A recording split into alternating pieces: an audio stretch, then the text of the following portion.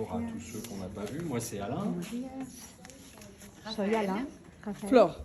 Et Flore. Voilà. Flore. Donc, on est là pour vous présenter la partie accompagnement scientifique de la CPP.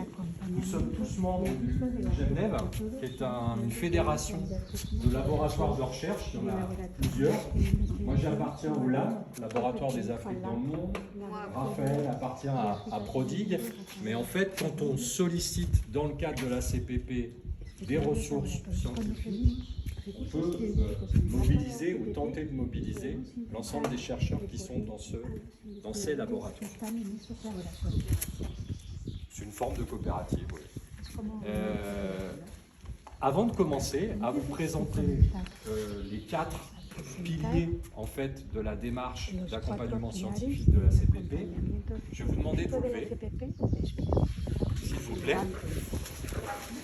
pour participer à un petit jeu. Je vais vous poser une question. Et puis, si vous êtes plutôt d'accord ou pleinement d'accord, vous mettez à ma droite. Si vous ne savez pas, vous êtes neutre, vous restez au centre.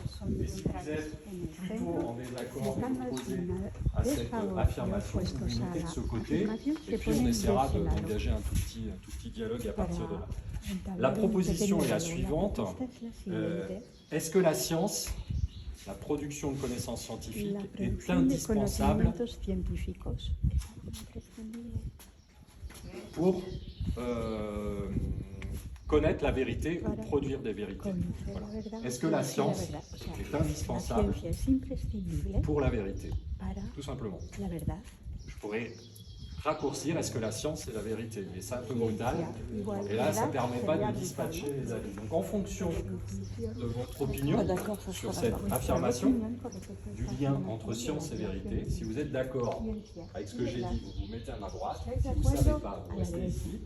Et si vous êtes plutôt opposé, vous vous mettez à gauche. Et puis, on va demander à 2 ou 3 personnes de dire pourquoi ils se sont mis dans tel ou tel groupe. À vous de jouer.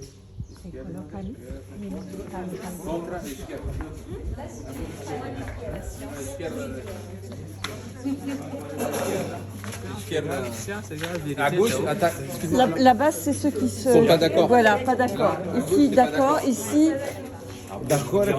d'accord ici, pas d'accord ici.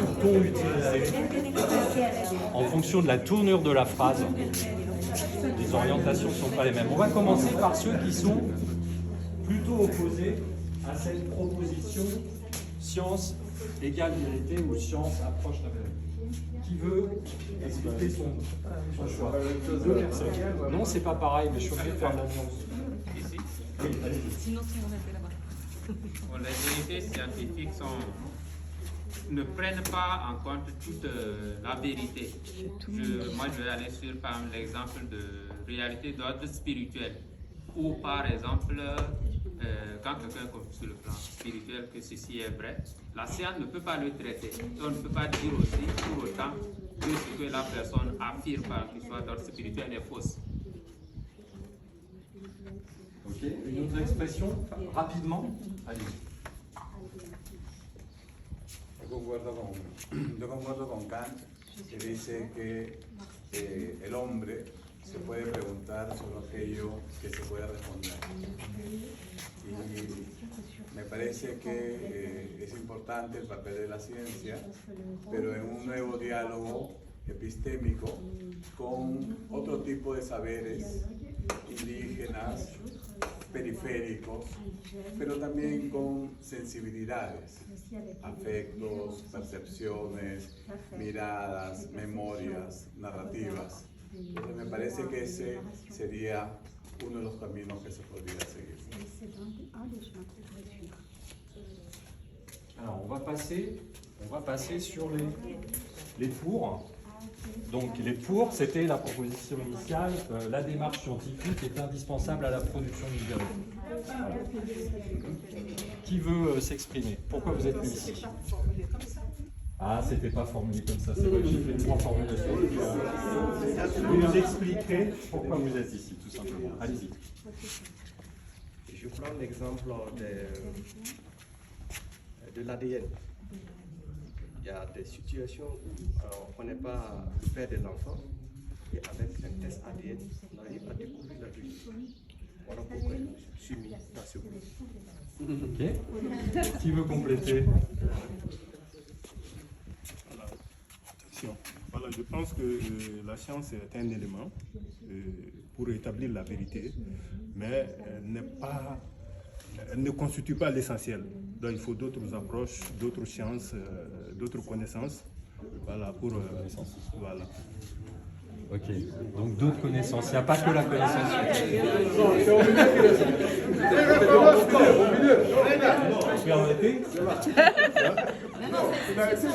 Il a dit que la science s'approche. Si vous ne parlez pas dans le micro, ça ne va pas pour la science.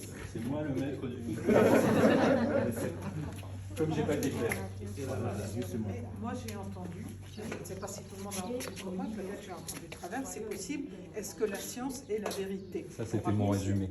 Oui, mais ça, c'est impossible de répondre à cette question, parce que la vérité, quelle vérité? De quelle vérité parle-t-on? Donc voilà. Après j'ai entendu une autre formulation qui était plus intéressante, mais je n'avais pas bien compris, si vous pouvez la répéter. Non, je ne la répète pas, je vais dire d'une quatrième façon. Donc en fait, ça dépend de quoi on parle, quoi, de quel type de vérité, etc. Ça veut dire que pour vous, c'est relatif. Il y a différents types de vérités, elles se valent toutes. Donc finalement, je vous provoque, hein, mais je sais bien. Donc finalement, si c'est le cas, pourquoi est-ce qu'on a besoin de la science? S'il y a d'autres formes de vérité, un peu plus sympas d'ailleurs, un peu moins austères, un peu moins en conclave, là, pourquoi on en a besoin? Donc en fait, c'est tout ça hein, qu'on aborde là, mais vous avez entièrement raison de m'avoir repris, parce que j'ai formulé de 3 façons différentes. Vous étiez en colère. Donc, je vous donne... Non, c'est qu'il voulait faire venir le collègue. Ah, d'accord. Le faire venir de l'autre côté. On va s'arrêter là. À partir de là, nous, on va juste vous expliquer comment on voit les choses. Vous pouvez vous asseoir hein, tranquillement, vous détendre. Simplement pour dire que les débats qu'on vient d'avoir et cette séparation en 3 groupes,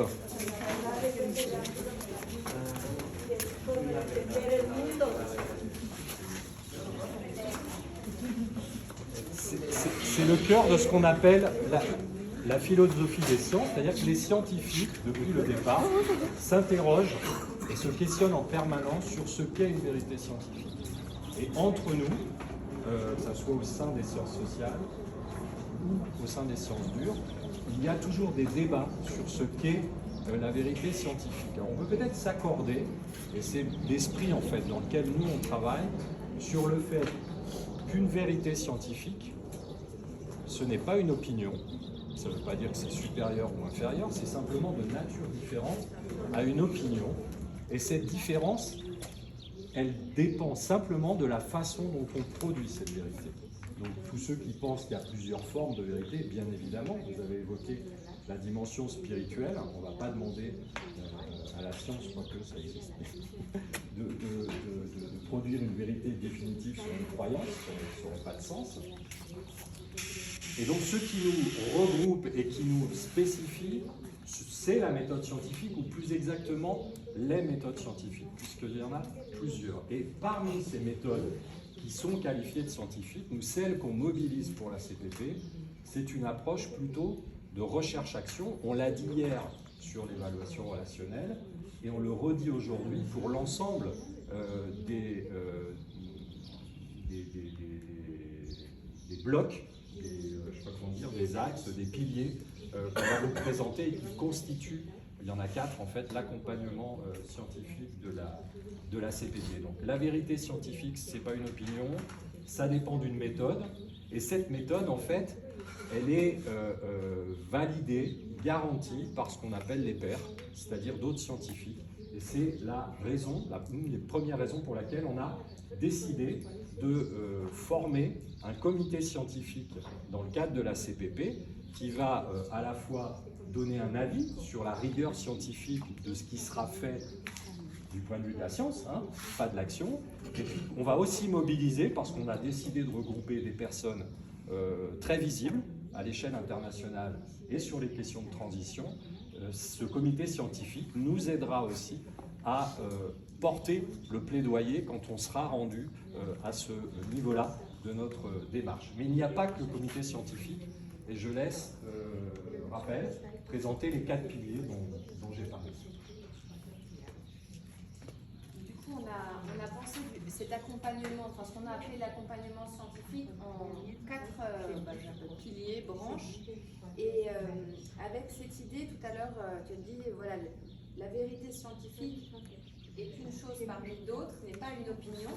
Et c'est pour ça qu'on utilise le terme de controverse plutôt que le terme de débat. Débat d'opinion, controverse, entre justement ce qu'on produit. Et l'idée pour nous, c'est vraiment d'essayer de créer des controverses entre ce qui va être produit à partir de nos actions, nos recherches, nos pratiques, nos opinions, nos débats, et ce qui se produit aussi ailleurs, dans on va dire dans l'arène scientifique, à propos de thématiques particulières.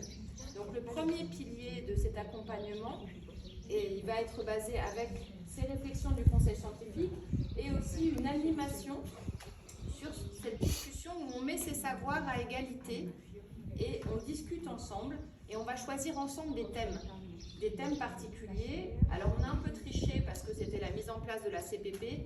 L'idée c'est que ces thèmes on les choisisse ensemble, mais on a déjà anticipé. Le premier thème qui a été choisi, c'est l'agroécologie, parce qu'il y a beaucoup de partenaires, de projets là dans cette CPP qui a cet objet-là sur le terrain. Donc il va y avoir une animation autour de cette agroécologie, une animation donc au niveau de la réflexion, de qu'est-ce qui fait controverse dans le milieu scientifique, qu'est-ce qui fait débat dans la recherche-action et dans les choses qui se font concrètement sur le terrain, et comment on les met en regard, on les discute pour que ça puisse nous être utile ensuite à faire des choix et à avancer dans ce projet de transition écologique juste. Donc ça c'est le premier pilier, mais il va y avoir d'autres thèmes. Tout à l'heure dans la discussion, quelqu'un a évoqué des problématiques de gouvernance et d'action publique, de politique publique, comment on peut irriguer à partir de ce qu'on comprend, de ce qu'on fait, les choix qui sont faits par les gouvernements. Ça pourrait être un thème. Enfin, ça va remonter un peu de nos discussions et aussi avec l'idée que les scientifiques qu'on a identifiés dans ce conseil puissent aussi nous aider à réfléchir et à proposer des choses. Le deuxième pilier, et en regard vraiment de ce premier-là, il est ici, c'est qu'on va essayer d'organiser 3 projets de recherche-action. Donc là, avec quelque chose de très concret. Là aussi, on a déjà un peu triché parce qu'il y en a déjà un qui a commencé sur l'agroécologie. Donc je pense que certains d'entre vous travaillent avec des collègues de l'AgroParisTech, une école d'agronomie parisienne. Et je crois que c'est en Amérique latine. Et du coup, là, c'est des projets très concrets où il y a des étudiants et des chercheurs qui sont partis sur le terrain pour essayer de résoudre des problématiques identifiées entre les partenaires de la CPP, certains, et de réfléchir ensemble. Là aussi, il va y avoir des choses à choisir ensemble. C'est qu'il y a 2 autres projets qui vont être mis en place, où on va pouvoir aller chercher dans des gens spécialisés sur plein de thématiques différentes, et ça va être dépendant un peu de ce qu'on a envie de faire ensemble. Donc d'autres choses sont possibles. Les 2 autres piliers, on en a déjà parlé, donc ça sera plus rapide. Il y a le pilier sur l'évaluation relationnelle, qui vous a été présenté hier par Thibaut, Jean-Philippe et Alain.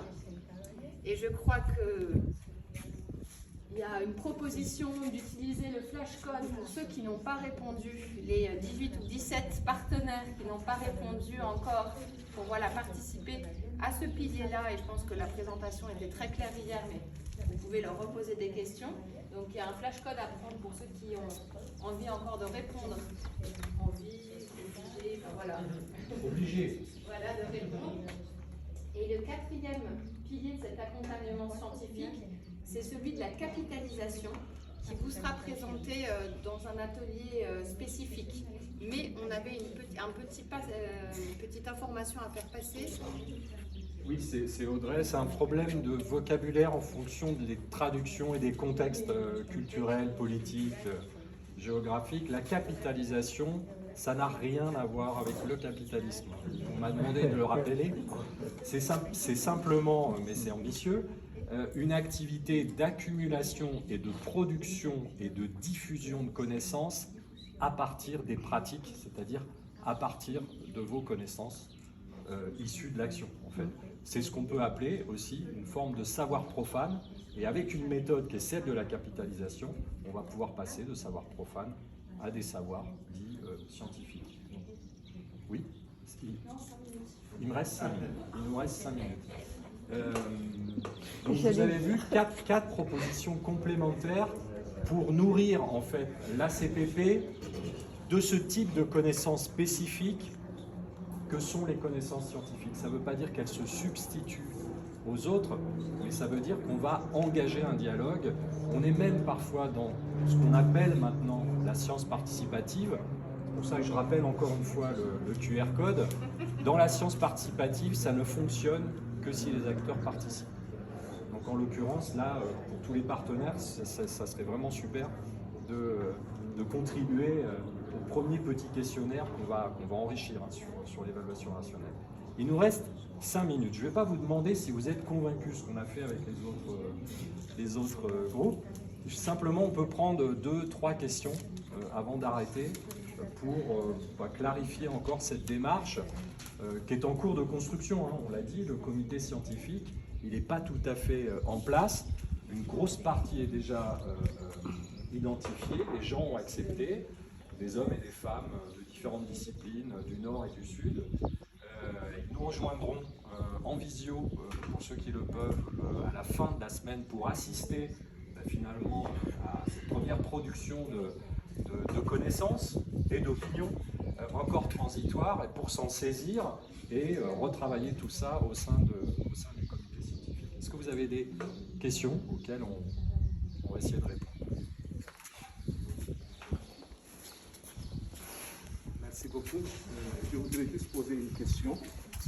Le schéma que vous avez montré hier, qui commençait déjà à illustrer les liens qu'il y a entre les différentes organisations d'évaluation relationnelle, est-ce qu'il devra être, ou dans vos recherches, il va être appliqué à la base, parce qu'il y a aussi des dynamiques relationnelles à la base au niveau de nos différentes actions? Merci. Alors la réponse est oui, sur un volet qu'on appelle, sur 2 volets en fait, un volet qu'on appelle expérimental, et puis l'autre volet qui est l'évaluation annuelle. Vous savez, vous avez en tant que partenaire à remplir un certain nombre d'indicateurs tous les ans pour voir où en sont les projets. On a ajouté dans ces indicateurs quelques indicateurs qui relèvent de l'approche relationnelle. Donc de cette façon-là, oui, on prend en compte ou c'est appliqué à l'échelle locale des projets.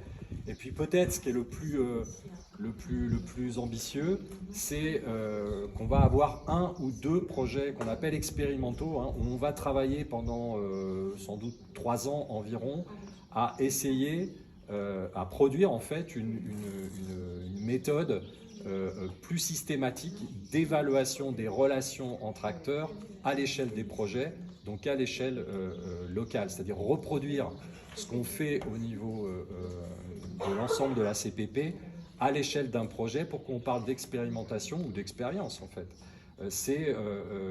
Aujourd'hui, il n'y a pas de méthode établie, clé en main, qu'on pourrait articuler aux approches habituelles du suivi-évaluation de projet.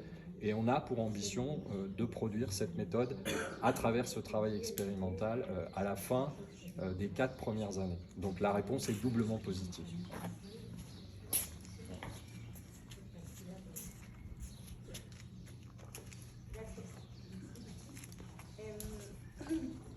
Quería saber en qué momento vamos a incluir el análisis de actores que no están relacionados a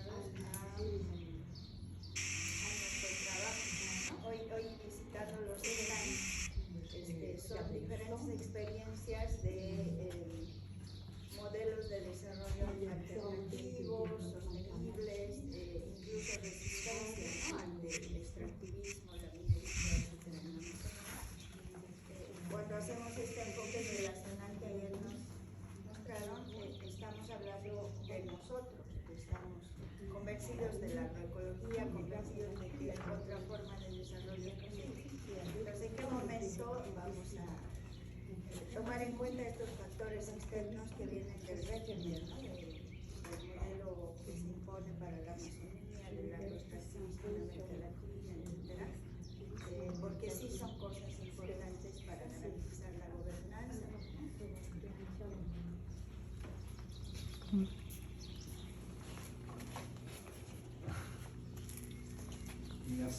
question. Alors c'est extrêmement difficile de répondre à ce stade.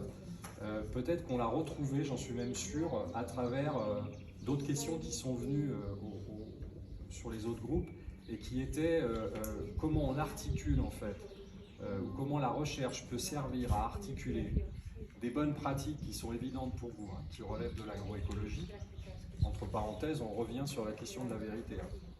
C'est-à-dire ce dont vous êtes convaincus, certains acteurs, par exemple les industriels, par exemple certains gouvernements, pour des raisons différentes, ne sont pas forcément convaincus. Voilà. Donc il y a un travail de conviction, de plaidoyer à faire sur ces questions-là qui fait partie du travail scientifique. Mais il y a aussi sans doute un travail, on l'a noté, à faire sur l'articulation entre des pratiques de terrain qui ont fait leurs preuves et les politiques publiques.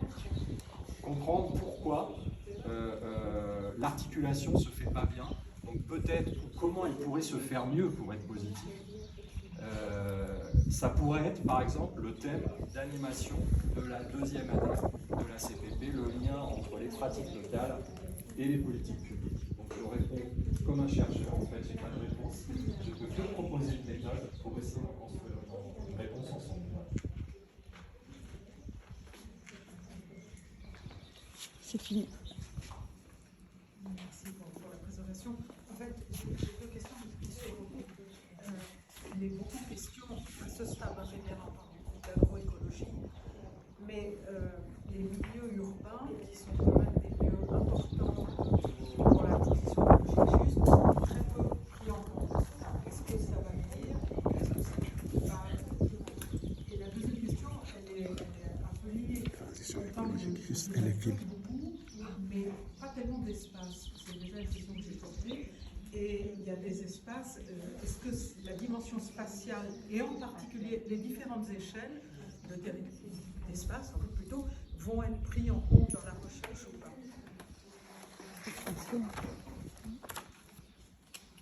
Alors je réponds, pareil, j'ai un peu tendance à poser la question. C'est vrai que cette agroécologie qui a été mise là assez en avant, je vous ai dit, on a un peu triché par rapport à l'idée de base qui était de faire ensemble, dès le début, et d'identifier les thèmes ensemble, les réflexions ensemble. Il y a toujours cette histoire un peu de majorité. C'est vrai que quand les partenaires se sont mis en place, on s'est rendu compte qu'il y avait un certain nombre de projets déjà sur cette thématique de l'agroécologie qui, du coup, pouvaient compter.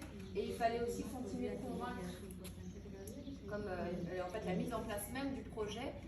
Entre nous, il fallait aussi être convaincus. Et du coup, on a fait une petite astuce, même côté chercheur, en disant avec nous, on a des équipes de l'AgroParisTech qui bossent déjà sur ces histoires d'agroécologie.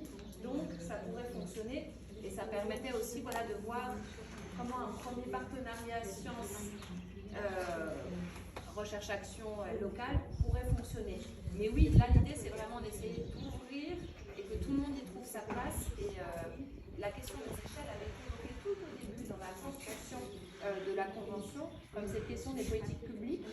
Et c'est vrai qu'elle n'est pas ressortie parce qu'on a un peu gelé les choses en disant qu'on attend cette assemblée des parties prenantes, de réfléchir comment on va ressortir ensemble ces thématiques.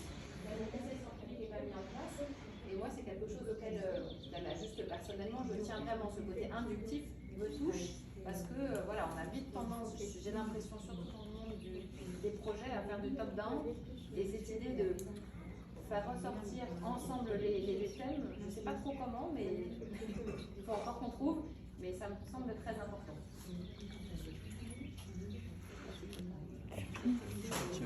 Dernière partie. Juste par rapport au timing, c'est un peu dépassé, mais comme c'est la pause après... Alors, dernière question. Après, on peut discuter entre nous. Voilà. Quería preguntar dos cosas. Una, si es que en el equipo científico también van a participar investigadores locales de nuestros países. Y el otro es si, me imagino que sí será, los contextos que son muy difíciles. Y los avances que se pueden ir dando en los proyectos o van contracorriente o los avances son pequeños a la vista, pero grandes para el contexto.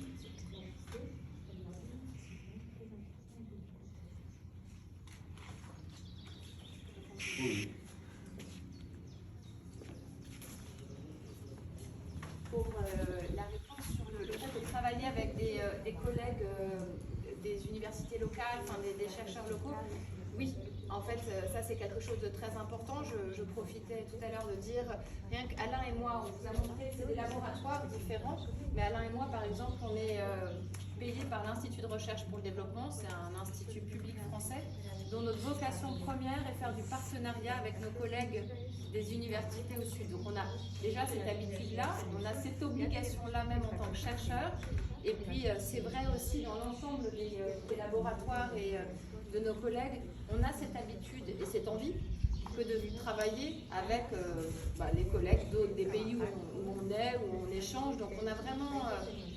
j'ai pris un exemple tout à l'heure. Vous savez, le thème de l'agroécologie, on a fait circuler un peu dans les équipes qui seraient intéressés pour animer, vous savez, dans le pilier 1, ce thème d'agroécologie. Et là, on a une collègue qui nous a dit « Ah, on est en train de monter quelque chose au Niger, avec des chercheurs locaux du Niger, mais aussi les Caritas de Maradi. Et on pourrait faire un petit consortium, ça serait un groupe qui nous intéresserait pour se saisir de la coordination de cette animation. » Voilà, c'est ces habitudes. On va profiter des réseaux des uns et des autres pour vraiment, localement, il y a tellement de bons chercheurs et de collègues avec qui on a l'habitude de travailler, et des gens qui ont déjà ces habitudes pour le faire. Il y avait une autre question aussi sur...